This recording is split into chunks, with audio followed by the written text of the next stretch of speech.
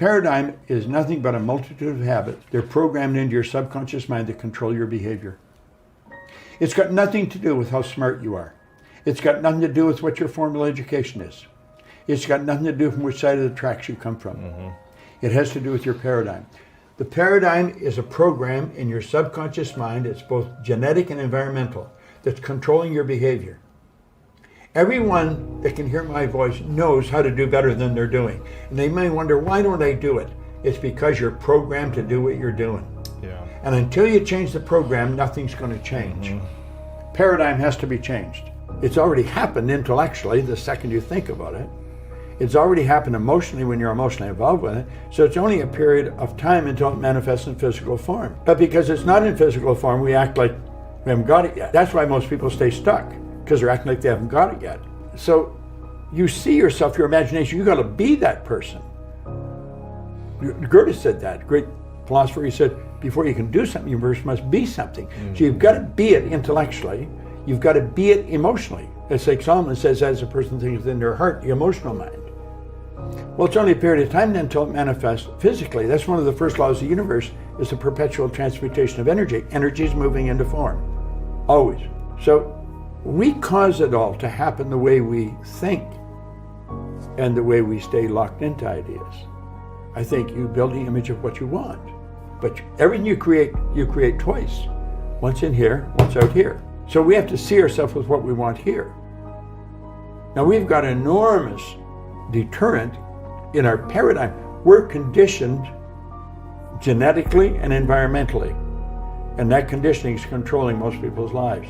That's why brilliant people are broke. Brilliant people are unhappy. Brilliant people never really accomplish very much. They're absolutely brilliant, but their paradigm is controlling them. And then there's environmental conditioning. We know almost all welfare recipients are fourth, fifth generation welfare recipients. So this is passed down from generation to generation. Now, unfortunately, we're all exactly the same.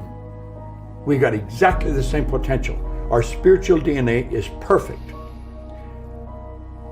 But that perfection never expresses itself properly because of this paradigm. It's conditioning in our subconscious mind. You see so many brilliant people and they don't make it. We have perception, the will, reason, imagination, memory, and intuition. They're the faculties that make us separate from everything else. Like, all the other little creatures on the planet are completely at home in their environment. We're the only creature that's totally disoriented in our environment. And that's because we've been given the faculties to create our own environment. But we've never been taught how to use. When John Kennedy asked Dr. Werner von Braun what it would take to build a rocket that would carry a person to the moon, bring him back safely to Earth, von Braun said, he answered him in 5 words. He said, the will to do it. Many people would hear that and don't really understand what he said. The ability to hold that picture on the screen of your mind and nothing else. Because the will is what gives you the ability to concentrate.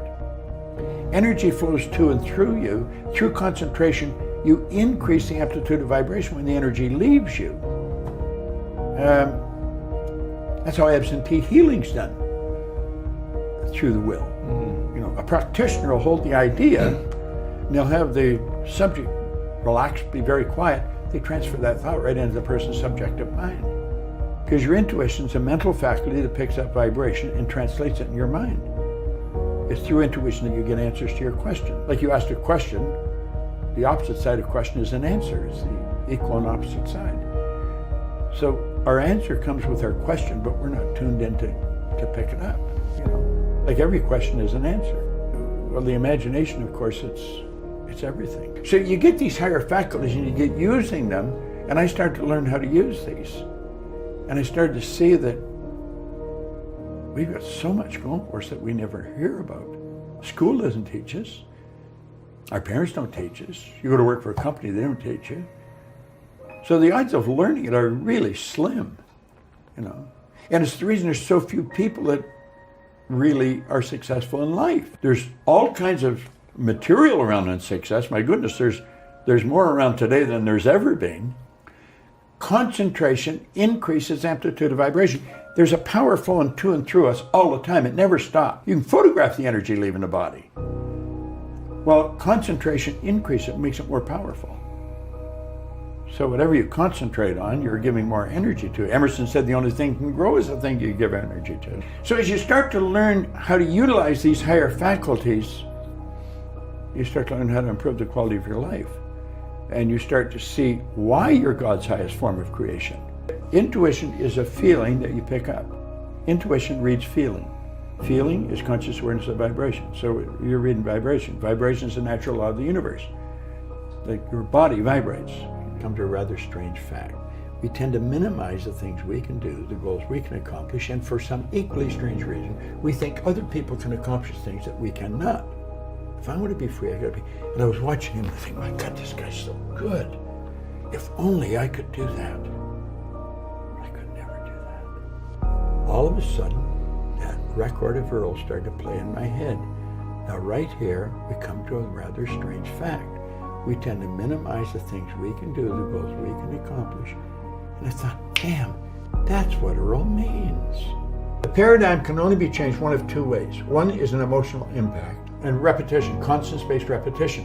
So you take this affirmation of thing I want to change, and you've got to keep repeating it to yourself. You've got to keep seeing it through the repetition of it. Pretty soon it becomes fixed in your mind.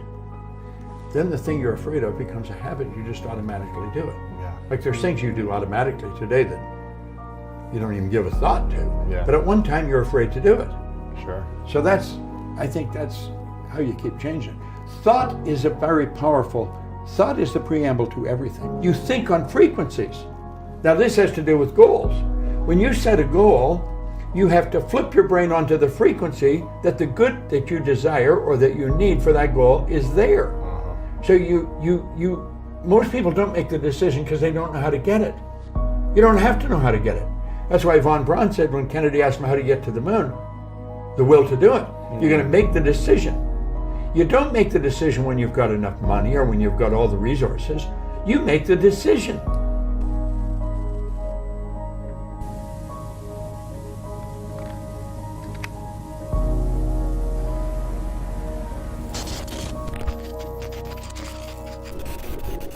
A lot of times I think people have this misconception that, if you practice something in the morning, people say to me, Dandapani, if I practice meditation for 10 minutes every morning, is that going to affect my life? Yes, but what are you doing the remaining 23 hours and 50 minutes? If you're doing things that counteract what you're doing in the morning, then it doesn't help. If you exercise for 10 minutes in the morning and the rest of the day you're eating, fish and chips and drinking beer and pizza, laying on the couch, it's not going to help. So the people I work with have kind of changed over the years. And I would say in the last 2-3 years, the people I worked with, what they really want to know is I think they've come to the realization that they know very little about the mind. They're experts in their areas, but they know very little about the mind, and they really want to understand the mind better so that they can leverage their mind to be even better at what they do. All of them want to leverage themselves better, and they feel like they have a lack of understanding of how their mind works. So two things here, Ryan. One is wanting a quick fix to learning. I spoke yesterday in Munich to a group of entrepreneurs, and one guy asked me, so is there a quick fix to having more energy in life?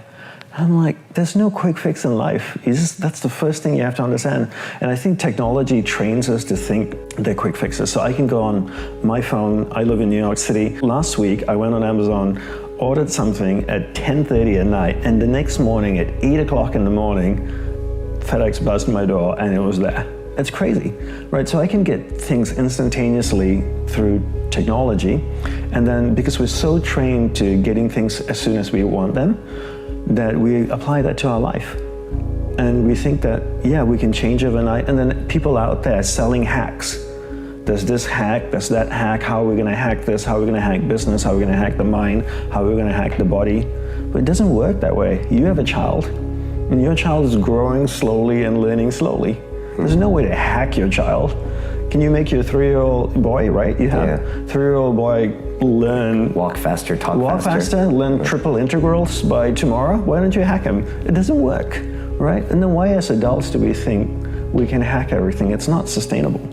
And then the other thing about being a teacher is that, that's another thing that's being sold out there. Besides hacking, it's like, let me certify you to be a yoga teacher, let me certify you to be a life coach. I know you're 19 years old and you've never had any experiences in life, nor have you achieved anything that pushed you beyond the limits of your imagination, but let me certify you as a life coach after a 3-day weekend program.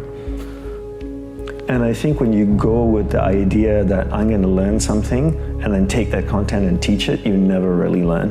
When I went to the monastery and to learn from my guru, I went purely to be a student. First of all, I went there with the knowledge that I knew nothing.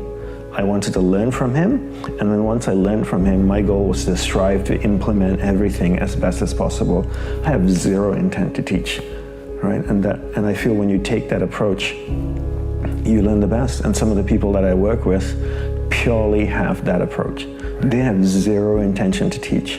They just really want to learn. And so when you go there with that intention, then you learn really well.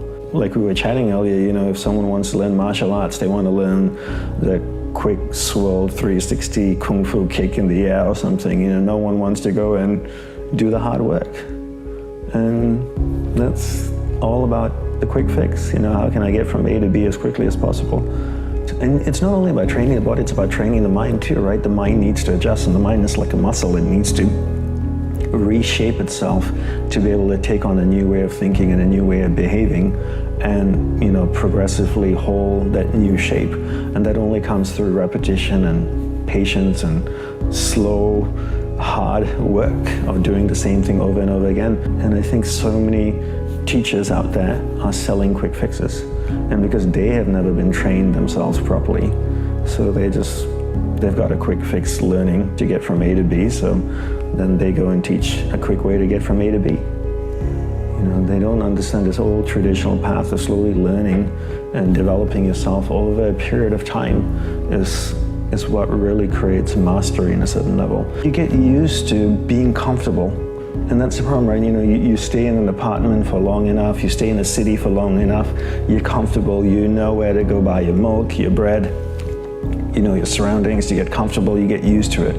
And, you know, one of the biggest teachings he taught me is about awareness in the mind. You're not the mind, rather you're pure awareness traveling through different areas of the mind. And your goal is to take your awareness from your conscious mind, move it through the conscious mind, through the subconscious, into the superconscious areas of the mind, which is the most refined areas of your mind to experience deeper in the states, and ultimately self-realization, God realization. But awareness travels in the mind, but when you get stuck physically in a certain place and you get used to your surroundings and your comforts, your external environment is a reflection of how your awareness is working in your mind. That means your awareness is stuck in a particular area of the mind, because there's really no separation between your inner state and your outer state. And what he was teaching me is that by moving me around, making sure I never got comfortable long enough one place to stay attached, he was teaching me that to not allow my awareness to get stuck in a particular area of mind and in a particular area of the mind and stay in a rut, and that I could actually break my awareness free from a particular area of the mind, really grab hold of it and take it deep within myself and experience deeper states of mind. And right, I mean, if you go on most people's timelines, a lot of people's timeline, it's amazing. You can scroll through and it's just there's 1,000 posts and there's 999 pictures of themselves, selfies. And I think social media has made people extremely selfish, and all people think about is themselves. You know, here's what I'm doing, look at me here, look at me there.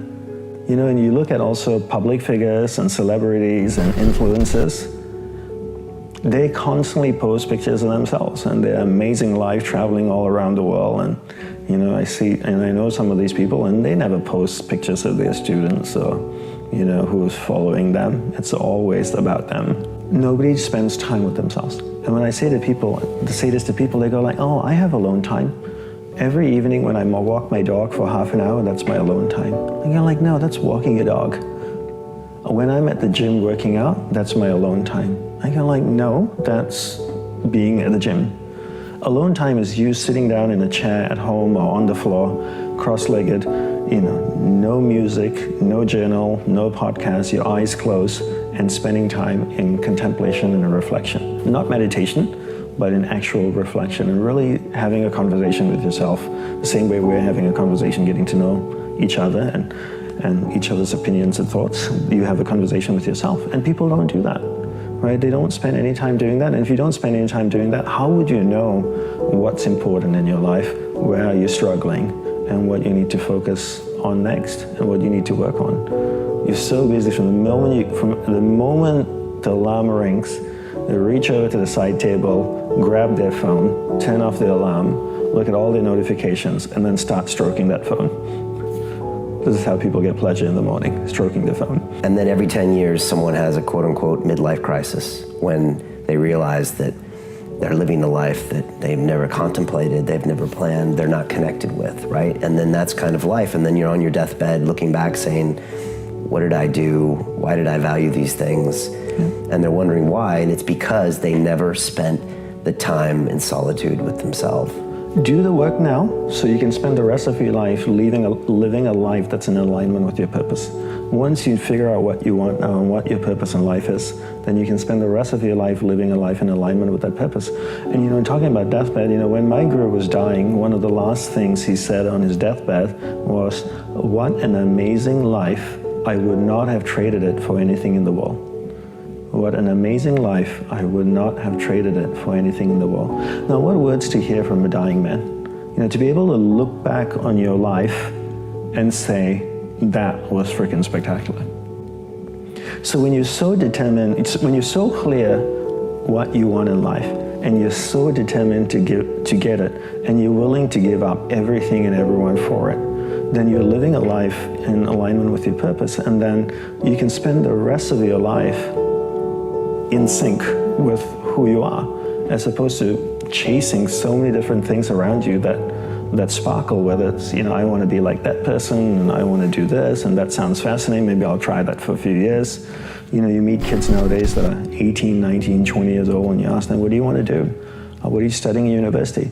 Oh, I think I'll do science and for a year, and then I might major in this, but I was also thinking I might take a year off, travel a little bit and then come back, and I'm not sure, maybe I'll do arts. I'm kind of interested in this topic. How do you not know what you want to do? We have one life. You don't get a second shot at this. Get clear what you want. See, as a generation of people, our survival is better organized than ever before. We have ability to communicate like never before. We have comforts and conveniences that nobody had ever imagined, this generation. But also, certain things happening. One thing is, there are more people on the planet today thinking for themselves than ever before. Otherwise, a religious book was thinking for them, a priest or a pandit or a mullah was thinking for them, or there was one wise man who was thinking for them. Now, for the first time, a huge, massive number of people are thinking for themselves. Well, you can debate always whether they're thinking right or wrong, all that thing, but at least they're thinking.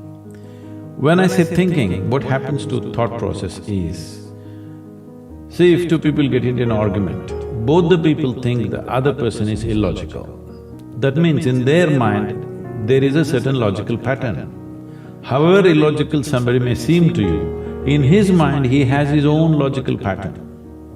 Once this pattern sets up that there needs to be some logic for you to come to a conclusion about anything, then many fanciful things that you believe, like your journey to heaven and what is up there and all these things, they start collapsing. If you look at this generation, let's say 2 generations ago, how many people in UK thought they will go to heaven? And today, how many people think they're going to heaven and they're preparing for it? Has come down dramatically. 80% heavens have collapsed in people's minds. Still they don't dare to say that because there is still fear. But in their minds, the aspiration of going to heaven is largely collapsed. So when heavens collapse, what will human beings do? They will try to find it here, which is a very good thing. But if you don't show them any way to find a heaven within themselves, that is when at least 80 to 85% of the population today is on alcohol or some kind of drug happening simply because they are trying to build their own little heaven. Because the other heaven that was promised for a long time has collapsed in their minds. We have come to a place where To grow our food, we need chemicals. To be healthful, we need chemicals. Today 70% of the population is on prescription medication of some sort. To be peaceful, we need chemicals. To be joyful, we need chemicals. To be ecstatic, of course, you have ecstasy. So we are going towards chemicals in a huge way. The water that you drink is full of chemicals, the air that you breathe is like that, and the food that you eat is like that. So if 90% of humanity goes into chemical consumption, consciously or unconsciously, if they consume a lot of it, the next generation that we produce will be of a lesser quality than who we are. That's a crime against humanity. Now, generally always the next generation is better than the previous generation. But today we are coming to a place where we could be producing a next generation which is less than us. Once that happens, we have done something very negative against the fundamental life process. So right now, chemical is a net, it's not another trapeze, it's a net that you can fall into and people experience their own little heaven. Well, it ruins you in so many ways. See, anything… this is not a moral issue for me. What I'm saying is, the important thing about life, whether it's a grasshopper out there or you, both of us are striving to be the fullest possible life that we can be. A grasshopper is trying to be a full-fledged grasshopper, a human being is trying to be a full-fledged human being. So suppose you cut off one of grasshopper's legs which is supposed to hop, the hopping leg, if you take it off, have you enhanced its life, I'm asking you? No. No. So similarly for a human being, if you take away any of his faculties in any way, even temporarily, have you enhanced his life? No. So intoxication is just that, it is taking away your faculties for a period of time, but if you continuously do it, it'll take it away for your life. So you're taking away or subjugating your faculties for a little bit of pleasure, or maybe a lot of pleasure, however you wish to describe it. But the important thing is you're taking a backward step with life, because life can only be enhanced by sharpening and increasing our faculties, not by decreasing our faculties. Our ability to be active physically, mentally, emotionally, spiritually, if this is in any way crippled, this means we are taking a backward step. The greatest chemical factory, the most sophisticated chemical factory is right here. The question is only, are you a great CEO or a lousy CEO? If you are a great manager, you will produce what you want from this. If you are a lousy manager, you do wrong things, you get anxiety, you get something else, you get rubbish going on within you because you are misusing your chemical factory or you don't know how to manage your chemical factory. Every human being wants his life enhanced. If you don't show them proper ways to enhance, they will find shortcuts. See, a man who goes to the bar and a man who goes to a church or a temple or whatever, they're seeking the same thing, they're trying to enhance their life, isn't it? If you do not show them a proper way, they will take whatever ways are available on the street, that's all. That's why I'm saying it's not a moral issue for me. It is just that it sets you backward.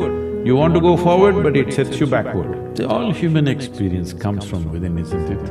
I don't know what kind of geniuses thought these things. I know in America there must be a million books telling you how to, milk happiness from something else or somebody else but all human experience is generated from within. What comes from within you must be the way you want it, isn't it? Isn't that simple enough, I'm asking? Yes. What comes from around you may not be the way you want it, but what comes from within you must be the way you want it. If whatever happens within you the way you want it, will you be blissed out or miserable? Should be happy. Blissed out. Blissed out. If you… see, most people understand complexity as intelligence. If they make themselves difficult, they are supposed to be intelligent. Making a simple thing difficult is not intelligence. Making a very complex thing simple is intelligence, isn't it? So wrong sense of intelligence, idea of intelligence has entered people's minds. They think if they make a problem out of every solution, they're intelligent. No, no, no. If you find solutions for every problem, that is intelligence. That's my understanding. See, to learn ABC, To learn to read and write a simple language like English, I'm saying simple language, just 26 alphabets. Tamil language has 212 alphabets, very complex. To learn a simple language, you take 12 years of schooling. To read, write, understand, this is all you're doing in the school. You may be reading a science book, but you don't know any damn science by reading a high school textbook, all right? So, for this you're taking 12 years. To transform your life, you want to do it in 2 minutes. So is that what your life is worth? So if your life is worthwhile, is it not important that you invest a certain amount of time and energy rather than looking for this stupid stuff of one mantra with which I will transform my life? It will not happen like that. That's the reason why most people have remained the way they have remained, because they've not invested in their well-being.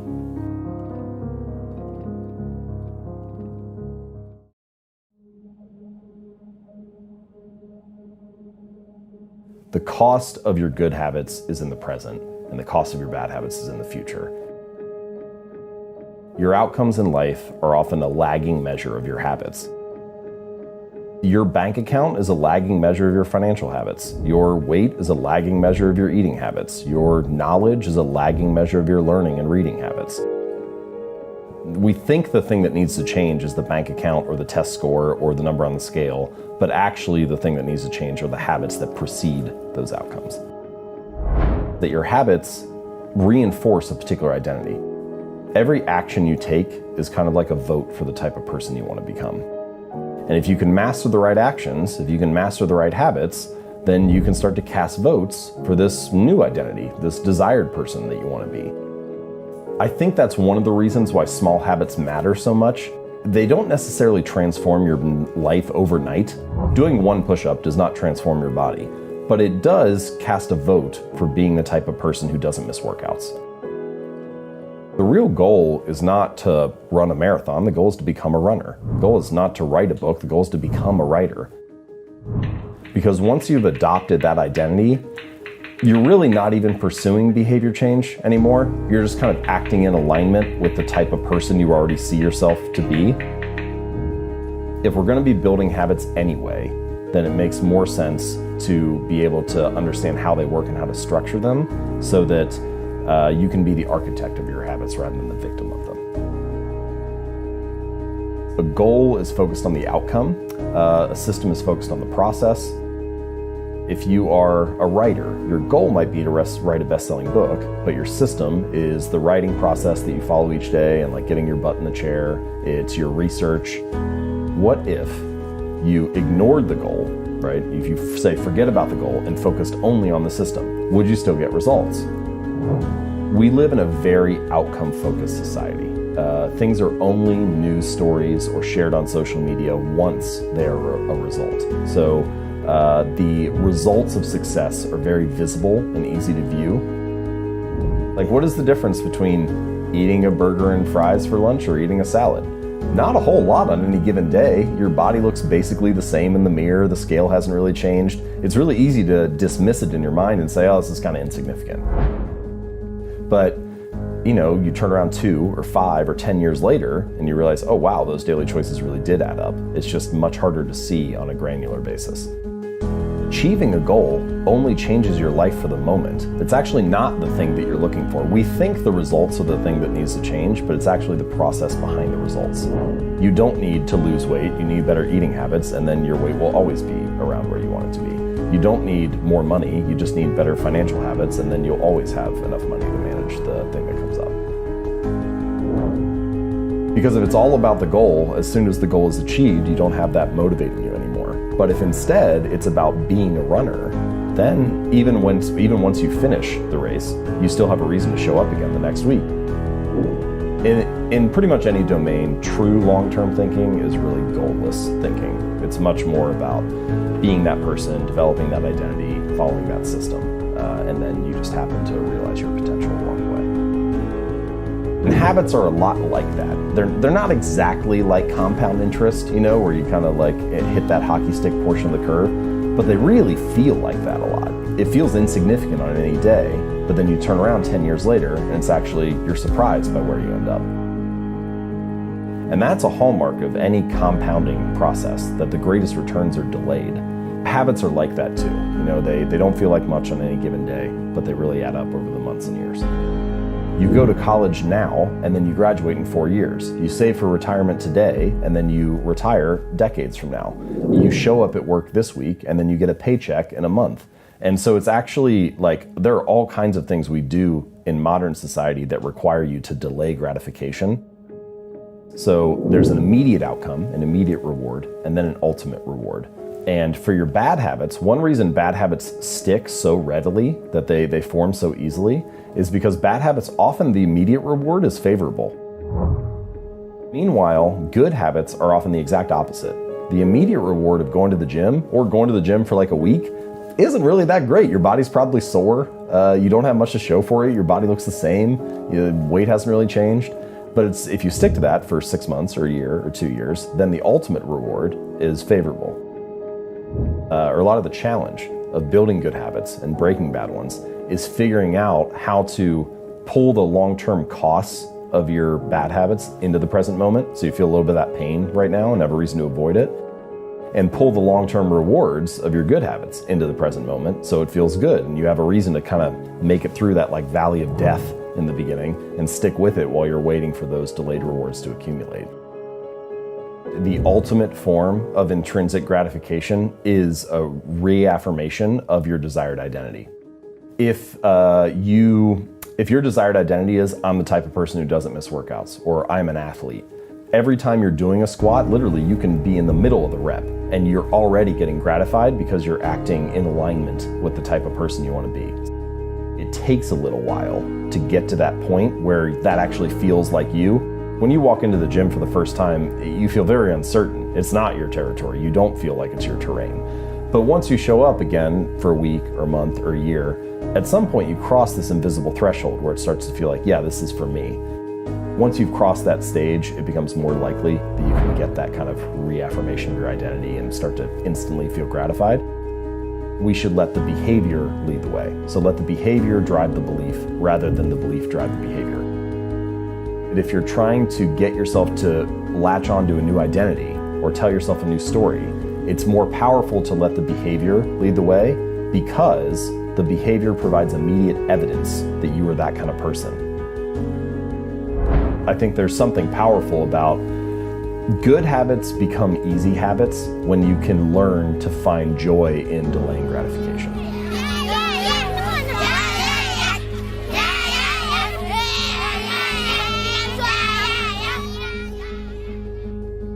Being the most connected generation in the history of mankind has its upsides, but it also comes with real invisible problems. And we've grown up aspiring to be our idols. And that's dangerous. I mean, aspiring to achieve great things is fine, but aspiring to be our idols is dangerous.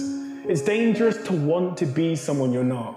It's also not possible, but it's dangerous. And social media has glamorized the lives of a few, and we get to see their nice cars and their holidays and their wonderful lifestyle, and we want that, but we don't see the years and years of hustle, the pain, the sacrifice, the natural talent they had, the innate passion for their craft, the incredible details Steve Jobs saw the world in, or the unbelievable hardship that Richard Branson went through to get there. We don't see that. We just see the destination, and we want that. But most of us don't have and aren't willing to give what it takes to fulfill that journey, because it's not our journey, it's theirs. You're not passionate about typography or art or design, but you want to be Steve Jobs. You're not Steve Jobs, you're you. We are the generation that has confused admiration with aspiration, and we'll never find our own happiness until we accept that we can't have anyone else's life but our own. And if we realize this and focus on our own, then our life will be more than enough. You know, young men want to be Mark Zuckerberg because they admire him. But the crazy irony is we admire him because his life was unlike others. He didn't try to be like others. So if you want to be Mark Zuckerberg, it's time to stop trying to be Mark Zuckerberg, because you'll never achieve your personal greatness.